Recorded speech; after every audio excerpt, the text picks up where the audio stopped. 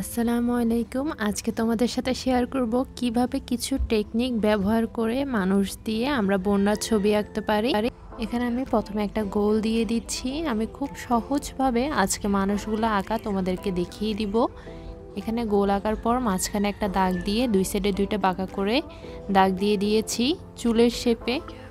মাথা আঁকার পর আমরা সবাই জানি এরপর গলাটা আসে। গলাটা আসার পর আমরা এখানে একটা বক্সের মতন করে এঁকে নিচ্ছি। উপরের সাইডটাতে একটু বেশি করে দাগ দিব আর নিচের সাইডে একটু কম। এরপরে নিচের বডিটা এঁকে নিব। এখানে এক সাইডে একটু বাঁকা করে দিয়েছি আর এক সাইডে প্লেনভাবে দাগটা দিয়ে দিয়েছি। এরপরে আমি হাতটা এঁকে নিব। বডির যে কোনো কিছু আঁকার সময় একদম স্ট্রেট ফরওয়ার্ড করে আঁকবে না, একটু শেপ দিয়ে আঁকার চেষ্টা করবে। আমি দুই সাইডেরই দোনোটা হাত এঁকে নিচ্ছি। হাতটা এখানে আমি কমপ্লিট আঁকিনি, এখানে ঝুড়ি দিয়ে দিব, এই জন্য বাকি অংশ দেখা যাবে না। ঝুড়িটা এঁকে নেওয়ার পর আমি হাতের এই সাইডের একটু পেন্সিলের দাগগুলো মুছে নিব। এবার আমি সিডি মার্কার দিয়ে পুরো মানুষটা কমপ্লিট করে আঁকাটা ফিনিশিং তোমাদেরকে দেখিয়ে দিচ্ছি। প্রথমেই আমি আঁচলের শেপটা দিয়ে দিব। আমরা জানি যে শাড়ি পরলে শাড়ির কিছু ভাঁজ থাকে, সেই অনুযায়ী আমি কিছু ভাঁজ দিয়ে দিব শাড়ির। এখানে আমি ডাবল করে একটু পায়ের দিব, তাহলে একটু দেখতে সুন্দর লাগবে। এরপর ব্লাউজের গলাটা দিয়ে দিয়েছি। এবার পিছনের সাইডে ব্লাউজের হালকা একটু শেপ দিয়ে দিব। এবার হাত অনুযায়ী এখানে শুধু হাফ করে কেটে নিচ্ছি। ব্লাউজের হাতা দিয়ে দিব। সেম একইভাবে দুই সাইডেই আমি হাতাটা দেওয়ার আগে দিয়ে এখানে একটু পাতিলগুলো এঁকে নিচ্ছি, না হলে পরে দিয়ে আমার হাতটা দেওয়ার পর আমি আর পাতিলগুলো আঁকতে পারবো না। একটা পাতিল দিয়েছি আর একটি কলস দিব। তোমরা আঁকার সময় শুধু খেয়াল করবে আমি কোন সাইডটা চিকন আর কোন সাইডটা মোটা রাখছি। পিছন দিয়ে হালকা করে একটু হাতটা দিয়ে দিব। আর অনেকেই আমাকে কমেন্টস করে জানিয়েছো যে তোমাদেরকে সিডি মার্কারটা সব জায়গায় অ্যালাউ করে না, তো তোমরা কি করবে আমি বলবো অ্যালাউ না করলে তোমরা পেন্সিলের দাগটা কালার করার আগে দিয়ে একদম হালকা করে ফেলবে। এরপর কালার করার পর কালো ডায়মন্ড কালার দিয়ে আউটলাইন করে নিবে, তাহলেই তোমাদের আর সিডি মার্কারের প্রয়োজন হবে না। এবার কুচির কিছু ভাঁজ দিয়ে দিচ্ছি। এরপর পানির নিচের কিছু ঢেউ দিয়ে দিলাম। এবার পাশে দিয়ে আরেকটি মানুষ এঁকে নিব। আঁকার জন্য সেম একই প্রসেসটাই আমরা ফলো করব। প্রথমে গোল করে মাথাটা দিয়ে দিচ্ছি, এরপর গলা আর বাকি বডিটার শেপটা দিয়ে দিব। বডির উপরের সাইডটা একটু বেশি হবে আর নিচের সাইডটা একটু কম। নিচের সাইডটা একটা সোজা দাগ দিয়ে দিয়েছি। এবার এখানে হাতটা এঁকে নিব। হাতটা একটু উপর করে আঁকবো। মাথার মধ্যে একটা ঝুড়ি এঁকে নিব। এখানে প্রত্যেকটা মানুষের মধ্যেই আমি একটু ভেরিয়েশন রাখার চেষ্টা করেছি। এরপর সোজা একটা দাগ দিয়ে দিয়েছি ঝুড়ির। এবার এটাকে একটু রাউন্ড করে শেপ করে দিব। এবার সিডি মার্কার দিয়ে আমি পুরোটা শেপ করে নিব। একইভাবে এখানে আমি ঝুড়ির নিচে শুধু একটা গামছার মতন দিয়ে দিয়েছি। এবার দুই সাইডে দুইটা দাগ দিয়ে দিব। এবার ঝুড়িটার পুরো শেপ দিয়ে দিব। এবার ঝুড়ির উপরে কিছু ব্যাগ ট্যাগ এগুলো দিয়ে দিব। তোমরা তোমাদের ইচ্ছে মতন কয়েকটা শেপে এরকম করে বস্তা বা ব্যাগ এরকম দিয়ে দিবে। আমার এই পদ্ধতিতে তোমরা যে কোনো টাইপেরই মানুষ আঁকতে পারো। বাসায় অবশ্যই চেষ্টা করে দেখবে। এবার গেঞ্জির গলাটা দিয়ে দিব। এরপর হাতা দিয়ে দিচ্ছি। প্রত্যেক সপ্তাহেই আমি তোমাদের সাথে নতুন নতুন ভিডিও শেয়ার করার চেষ্টা করি। তোমাদের কাছে যদি আমার ভিডিওগুলো ভালো লেগে থাকে অবশ্যই চ্যানেলটি সাবস্ক্রাইব করে রাখবা, যাতে পরবর্তী ভিডিওগুলো তোমরা সহজে পেয়ে যাও। এর মধ্যে আমি কিছু চ্যাক চ্যাক দাগ দিয়ে দিয়েছি, একটা তোমরা না দিলেও হবে। এবার এই সাইডে একটা মানুষ এঁকে নিব পিছনের সাইড করে। প্রথমে আমি যেভাবে দেখিয়েছিলাম মানুষের শেপ দেওয়া ওরকমই পুরোটা দিয়ে দিব। এখানে মানুষটার প্যান্ট দিব, এই জন্য অর্ধেক করে একটা দাগ দিয়ে দিয়েছি। এবার হাত দিয়ে দিব। হাতের মধ্যে একটা লাঠি দিব নৌকা চালানোর। এখানে আমি বাঁশের একটা নৌকা এঁকে নিব। একটা হাত নিচে আর একটা হাত উপর করে এঁকে নিয়েছি। এবার সিডি মার্কার দিয়ে পুরোটা শেপ করে নিব। পিছনের সাইড করে মানুষটা দিয়েছি, এই জন্য মুখের আর কোনো কাজ নাই। এখানে আমি গলাটা দিয়ে দিব আর পরনে আমি গেঞ্জি এঁকে নিব। এখানে নিচে দিয়ে আমি একটু ঢেউ করে শেপ করে নিয়েছি। এখানে বক্সের মধ্যেই আমি প্যান্টটা এঁকে নিচ্ছি। এবার এখানে গেঞ্জির দুইটা হাতা দুই সাইডে এঁকে নিব। এবার হাত দুটার মধ্যেই আমি একসাথে মিলিয়ে দিব একটা লাঠি। এখানে অবশ্যই দুইটা হাতের মধ্যেই কিন্তু লাঠিটা থাকতে হবে। এখানে পায়ের নিচ দিয়ে অনেক কিছু হবে, এই জন্য আমি পাটা কমপ্লিটলি আঁকিনি, হাফ করে এঁকে নিয়েছি। এবার এখানে আমি একটা বড় করে পাতিল দিয়ে দিব। এরপর তোমরা আশেপাশে তোমাদের ইচ্ছা মতন করে কিছু বস্তা বা ব্যাগ এঁকে নিবা। এখানে বস্তা আর ব্যাগগুলো আঁকা শেষ, সেজন্য বাকি অংশে আমি পাগুলো একটু লম্বা করে এঁকে নিচ্ছি। এবার বাঁশের যে নৌকাটি আছে সেটি এঁকে নিব। এখানে প্রথমে বড় একটা বাঁশ দিব, এরপরে নিচের দিকে যত যাবে তত ছোট করে এঁকে নিবে। এবার পিছনের সাইডে কিছু ঘর বাড়ি এঁকে নিব, যাতে পিছনের সাইডটা খালি মনে না হয়। আর ঘরগুলো অবশ্যই অর্ধেক আঁকবে, চাইলে তোমরা শুধু চাল পর্যন্তও আঁকতে পারো। পিছন দিয়ে একটা গাছ এঁকে নিচ্ছি। অনেকেই মনে করতে পারো যে আমার ভিডিওটা অনেক লং হয়ে গিয়েছে, অনেক কঠিন। আসলে না, আমি সবগুলো জিনিস একদম ডিটেলসে তোমাদের সাথে শেয়ার করি, এই জন্য ভিডিওটা একটু লং হয়ে যায়। এখানে আমি এক সাইডে যেরকম গাছ আর ঘর এঁকে নিয়েছি, এরকম তোমরা তোমাদের ইচ্ছে মতন পিছনের সাইডে একটু বড় ছোট করে যতটুকু জায়গা পাবে অতটুকুর মধ্যে ঘর গাছ এগুলো এঁকে নিবে। এরপর ঘরের উপর দিয়ে আমি এখানে একটা ছোট করে গাছ এঁকে নিলাম। এবার মাঝখানে ঘর আর একটা খড়ের গাদা এঁকে নিব। অবশ্যই ছোট করে আঁকবে, তাহলে বোঝা যাবে এগুলো দূরের ঘর বাড়ি।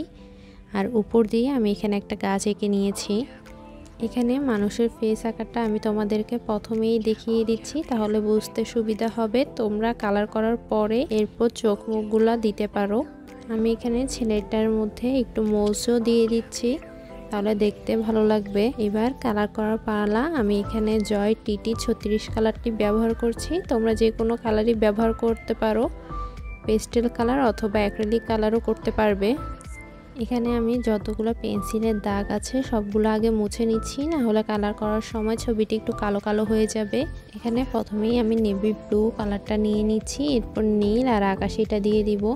এখানে নেভি ব্লু কালারটি একটু বেশি করে হবে, আর আমার কালারগুলো তোমাদের কাছে একটু হালকা মনে হতে পারে, কারণ আমি এখানে অনেক লাইটিং করেছি, এই জন্য কালারটা একটু হালকা মনে হবে। তোমরা করার সময় কালারটা একটু ডিপ করে করবে, কারণ একটু মেঘলা আকাশ, বৃষ্টি হলে আকাশটা এমনিতেও একটু কালো কালো হয়ে থাকে, এর জন্য নীল কালারটা বেশি করে দিবে। সরি, এখানে আমি নেভি ব্লু কালারটা দেওয়ার পর এখানে আমি অ্যাশ কালারটাও দিয়েছি, এরপরে আকাশি আর সাদাটা দিয়েছিলাম। এখানে তাড়াতাড়ি কালার করার জন্য আমি এখানে জলপাই আর টিয়া কালার দিয়ে সবগুলো কাজ ভরাট করে নিব। এরপর নেভি ব্লু আর সবুজটা দিয়ে কিছু জায়গায় একটু ডিপ করে নিব, আর লাইট করার জন্য অবশ্যই তোমরা হলুদ কালারটা ব্যবহার করতে পারবে। এবার এখানে ঘরগুলোর মধ্যে কালার করার পালা। এখানে আমি নেভি ব্লু যে কালারটি আছে সেটা একদম হালকা করে চালে দিয়ে দিয়েছি, তাহলে একটু বৃষ্টির পানি পড়েছে এরকম মনে হবে। এখানে নিচের দিকে কমলা, হালকা কমলা আর মিষ্টি কালারটা দিয়ে দিয়েছি। পেস্টেল কালার হচ্ছে তুমি যত ভালো করে মিক্স করবে তোমার ছবিটা তত বেশি দেখতে সুন্দর লাগবে। এখানে এক সাইডে আমি খয়েরি আর এক সাইডে একটু গাঢ় বাদামিটা দিয়ে দিয়েছি। এখানে ঘরগুলো তোমাদের ইচ্ছে মতন করে কালার করতে পারবে, শুধু খেয়াল রাখবে যাতে বেশি ডিপ না হয়ে যায়। গাঢ় কালারগুলো একটু কম ব্যবহার করবে, হালকা কালারগুলো রাখলে দেখতে ভালো লাগবে। আর এমনিতেও আমি আকাশটা একদম ডিপ রেখেছি, এই জন্য ঘর বাড়িগুলো আমি একদম হালকা করব। ফেসে বাদামি আর ক্রিম কালারটা দিতে পারবে। এখানে গেঞ্জিটার মধ্যে অ্যাশ কালার দিয়ে দিব, আর নিচের প্যান্টের মধ্যে খয়েরি কালারটা দিয়ে দিচ্ছি। পাতিলগুলোতে তোমরা অ্যাশ কালার দিয়েও দিতে পারো, অথবা খয়েরি কালার দিয়ে মাটির হাড়িও দেখাতে পারবে, এটা তোমাদের ইচ্ছে মতন কালার করবে। এবার পাঁচটার কালার করে নিব। এখানে সবুজ কালারটা দিয়ে দিচ্ছি, এরপর পুরোটাতে জলপাই কালার দিয়ে দিব, এরপর খয়েরি কালারটা দিয়ে কিছু ছায়া দিয়ে দিচ্ছি। এবার শাড়িটাতে লাল, কমলা, হালকা কমলা আর মিষ্টি কালার অথবা সাদা কালারটা ব্যবহার করতে পারো।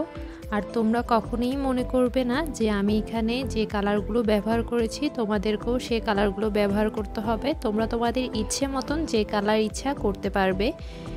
অবশ্যই খেয়াল করবে যাতে আশেপাশে জিনিসগুলোর সাথে তোমার যে ড্রেসের কালারগুলো ওগুলো মিলে যাতে না যায়।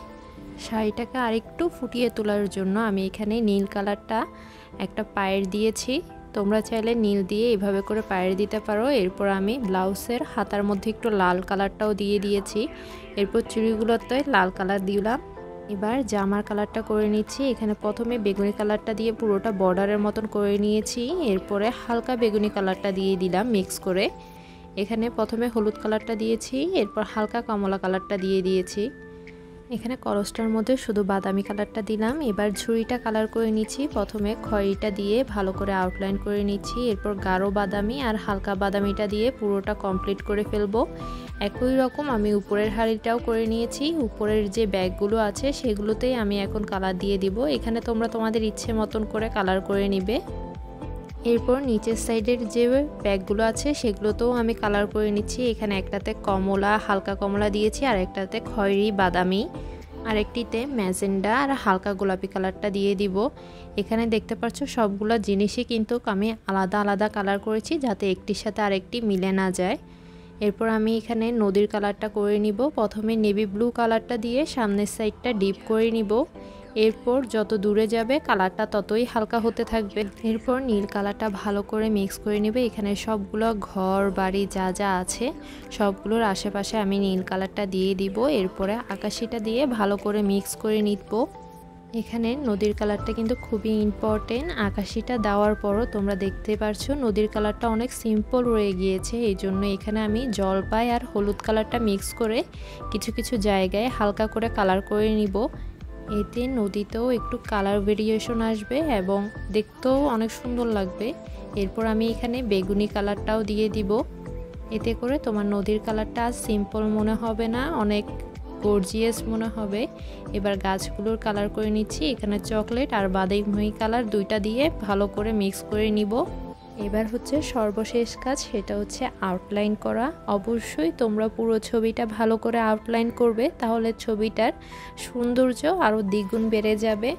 এখানে আমি কালো ডায়মন্ড কালার দিয়ে আউটলাইন করছি, এবং আউটলাইন করার সময় একসাথে আমি চুলের মধ্যেও কিন্তু কালো কালারটা করে নিব।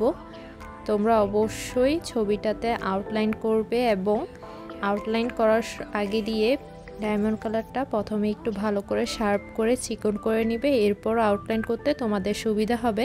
এবং দূরে আমি কালো কালারটা দিয়েই কিছু তাল গাছ দিয়ে দিচ্ছি, তাহলে দেখতে আমার মনে হয়েছে যে আরও বেশি ভালো লাগবে।